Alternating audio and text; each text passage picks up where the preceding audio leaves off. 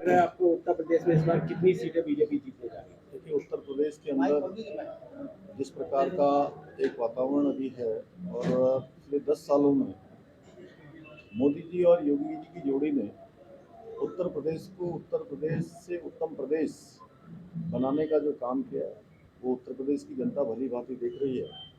एक समय था जब उत्तर प्रदेश की जो गिनती होती थी वो बीमारू राज्य के रूप में होती थी। आज हर प्रकार से उत्तर प्रदेश तेजी से आगे बढ़ा है। चाहे आज रोड पे रोड कनेक्टिविटी हो, रेल कनेक्टिविटी हो, या हमारे बड़े बड़े धार्मिक स्थलों का विकास हो, चाहे अयोध्या हो, काशी हो, ये सब देखा है। मथुरा भी जल्दी ही जो है उसी दिशा में विकास वहाँ भी तेजी से होने वाला है। ये सब काम और रोडों का जो इंफ्रास्ट्रक्चर बढ़ा है, बड़े बड़े जो हाईवे बने हैं, ओवरब्रिज बने हैं, वो सब उत्तर प्रदेश में आज दिख रहा है। गरीब कल्याण की योजनाएं तेजी से चली है। कानून व्यवस्था का एक समय ऐसा हाल था, बुरा हाल होता था कि अपराधियों का आतंक होता था, यहाँ पर माफिया हावी होते थे। आज एक सामान्य व्यक्ति उस समय अपने दैनिक जो जीवन के काम हैं, व्यापारी परेशान रहते थे, वो कर नहीं पाते थे। हर प्रकार से वसूली गैंग हावी रहता था सपा और बसपा की सरकारों में। आज उत्तर प्रदेश माफिया मुक्त प्रदेश हो गया है, पूरी तरह से कानून व्यवस्था का राज हो गया है। बड़े बड़े इन्वेस्टर, आज इन्वेस्टमेंट का एक बूम उत्तर प्रदेश के अंदर आया है, क्योंकि आज कानून का राज है। माफियाओं को ठीक ठिकानों पर भेजाने का काम उत्तर प्रदेश की सरकार ने किया है। तो इसके लिए मैं देख रहा हूँ पूरे प्रदेश के अंदर, मैं अनेक स्थानों पर गया हूँ, एक ही लहर है, मोदी जी की लहर है और भाजपा की लहर है। और भारतीय जनता पार्टी एक बड़ा प्रदर्शन उत्तर प्रदेश के अंदर करने वाली है। यहाँ भी जिस प्रकार का माहौल है दिग्विजय सिंह साक्षी के पक्ष में है।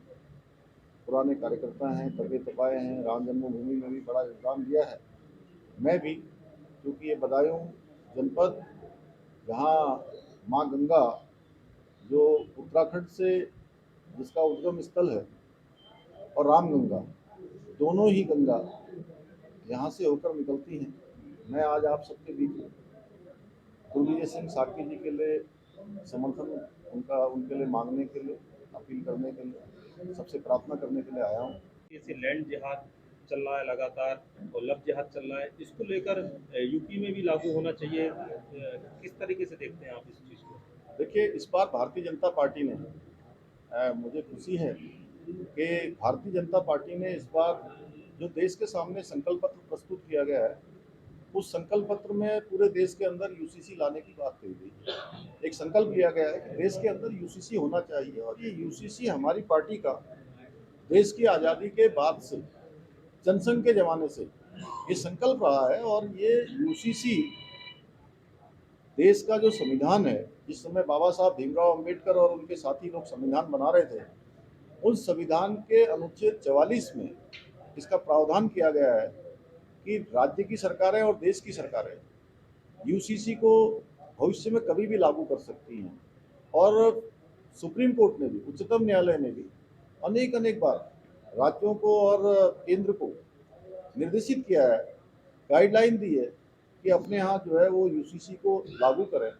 और ऐसे बहुत सारे केस हैं, सायरा बानू केस है, केशव भारती के केस है, अनेक अनेक केसों में सुप्रीम कोर्ट की भी इसमें डायरेक्शन आई है। और हमने उत्तराखंड के चुनाव में, जो विधानसभा का आम चुनाव हुआ था, उस चुनाव में ये संकल्प लिया था कि नई सरकार गठन होते ही हम उत्तराखंड के अंदर, कोई किसी जाति का होगा, किसी धर्म का होगा, किसी वर्ग का होगा, किसी संप्रदाय का होगा, उत्तराखंड में रहने वाले हर एक व्यक्ति के लिए एक समान कानून बनाएंगे।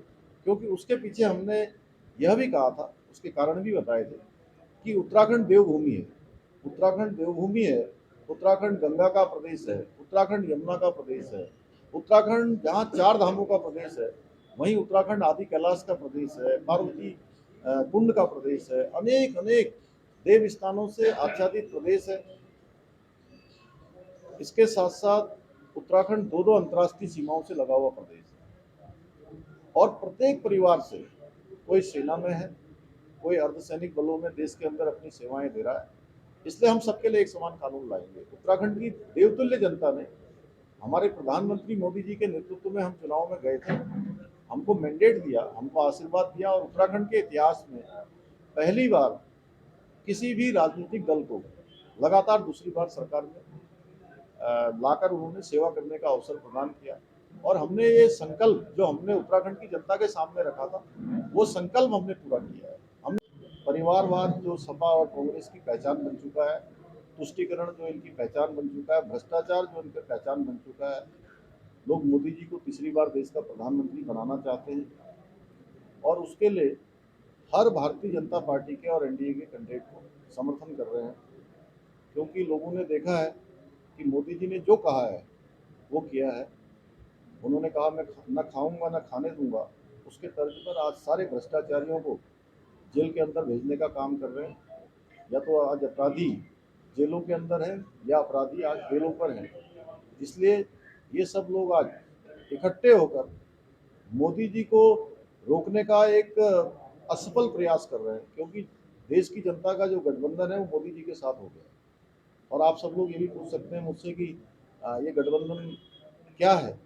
तो ये गठबंधन एक तरह से कोई सरकार बनाने का गठबंधन नहीं है, ये अपनी अपनी पार्टियों का और अपने अपने परिवारों का अस्तित्व बचाने का गठबंधन है। ये गठबंधन इनके भ्रष्टाचार को छिपाने का गठबंधन है। और ये तुष्टीकरण जो इनकी पहचान है, इन्होंने कार सेवकों पर गोलियां चलाई थी, आज बदायूं को लोग कैसे भूल सकते हैं, उत्तर प्रदेश के लोग कैसे भूल सकते हैं, देश के राम भक्त और राष्ट्र भक्त कैसे भूल सकते हैं कि जब पूरे देश के लोग चाहते थे कि अयोध्या में भगवान राम का भव्य और दिव्य मंदिर बने, उसके लिए उस समय कार सेवकों ने पूरे देश दुनिया की जमात इकट्ठी हुई थी, उन पर लहूलुहान करने का काम, गोलियां चलाने का काम इनके शासनकाल में हुआ है, तो भूल नहीं सकते। और आज कर्नाटका की सरकार ने जिस प्रकार से ओबीसी का आरक्षण आज एक वर्ग विशेष के लोगों को वहाँ के नियम बदलकर, वहाँ का कानून बदलकर वो आरक्षण दे दिया है, एक वर्ग विशेष माने कि एक मुस्लिम समुदाय के लोगों को दे दिया है, तो निश्चित रूप से ये इनकी जो ये नीति है, तुष्टीकरण की नीति, ये इससे एक बड़े वर्ग को, ओबीसी समाज जिसका संविधान में प्रावधान किया गया है, उसके आरक्षण को इस तरह से बदल रहे हैं। देश के अंदर भी ये मॉडल लागू करना चाहते हैं, लेकिन मोदी जी ने कहा है वो किसी कीमत पर इसको होने नहीं देंगे। उनके रहते हुए भारतीय जनता पार्टी कभी इस काम को नहीं होने देगी, इसलिए लोग तुष्टीकरण के खिलाफ है, परिवारवाद के खिलाफ। मैं सबसे आह्वान करता हूँ कि 7 मई को भारी संख्या में निकलकर ऐतिहासिक रूप से तो उत्तराखंड से गंगा निकलकर आप सबके सामने से निकलकर पूरे देश को जल और जीवन देने का काम करती है, उसी प्रकार से यूसीसी की गंगा भी उत्तराखंड से निकली है, ये पूरे देश को लाभान्वित करेगी। अच्छा, ये नैनीताल में आग लगी हुई है, इसको बुझाने का आपका प्रयास चल रहा है, अभी बुझ नहीं पाई है, क्या प्रयास किए जा रहे हैं? लापरवाही भी वन विभाग नहीं, देखिए इसमें अभी 350 से ज़्यादा ऐसे मामलों में अभी मुकदमे दर्ज किए गए हैं, और इसमें हम कड़ी कार्रवाई कर रहे हैं। कल भी मैंने इस पर बहुत बड़ी समीक्षा बैठक की है, पूरे प्रदेश के सभी जिलाधिकारी थे, शासन के अधिकारी थे, सब विभागों के लोग थे, और सबकी जिम्मेदारी हमने तय की है कि एक सप्ताह के अंदर, ये हमारे लिए चुनौती भी है क्योंकि 4 धाम यात्रा भी हमारी शुरू हो रही है, और पूरे देश दुनिया के लोग इस समय उत्तराखंड आते हैं, पर्यटकों का भी आना जाना बढ़ जाता है, ये पर्यटकों का भी सीजन है, इसलिए हम उसको प्राथमिकता से ले रहे हैं। राहुल गांधी समाजवादी पार्टी जो है परिवारवाद की बात कर रहे हैं, कह रहे हैं कि परिवारवाद का पे आरोप लगा रहे हैं, वो खुद ब्रजभूषण सिंह के बेटे को टिकट दे रहे हैं, वो परिवारवाद नहीं है? देखिए, भारतीय जनता पार्टी में जो भी आएगा वो एक प्रोसेस के तहत आएगा, एक पार्टी चलाने का काम नहीं करेगा। यहाँ पर अंतर यह है कि अगर हम समाजवादी पार्टी की बात करें तो समाजवादी पार्टी में एक परिवार ही पार्टी को चलाने का काम करता है। भारतीय जनता पार्टी में कोई परिवार पार्टी नहीं चलाता है। समाजवादी पार्टी कह रही है, देखिए, आप सबको पता है कि एक समय अमेठी को ऐसा माना जाता था कि ये गांधी परिवार की परंपरागत सीट है और ये पहली बार हुआ है। इंदिरा गांधी भी चुनाव हारी थी, लेकिन उन्होंने, संजय गांधी भी चुनाव हारे थे, लेकिन उन्होंने अमेठी कभी नहीं छोड़ी उससे। ये पहला अवसर है जब राहुल गांधी ने वहाँ का रण छोड़ दिया है, वो युद्ध के मैदान से एक तरह से भाग गए हैं। तो ये देश की जनता देख रही है कि उन्होंने अमेठी छोड़ी है, वो वायनाड भी छोड़ेंगे और देश के अंदर पूरी तरह से ये एक स्पष्ट ये प्रत्यक्ष प्रमाण है कि अब कांग्रेस पार्टी कहीं नहीं है। जो अपनी परंपरागत सीट छोड़ रहे हैं तो उनकी जमीन नहीं बची गई। खुद ये कह रहे हैं कि हमने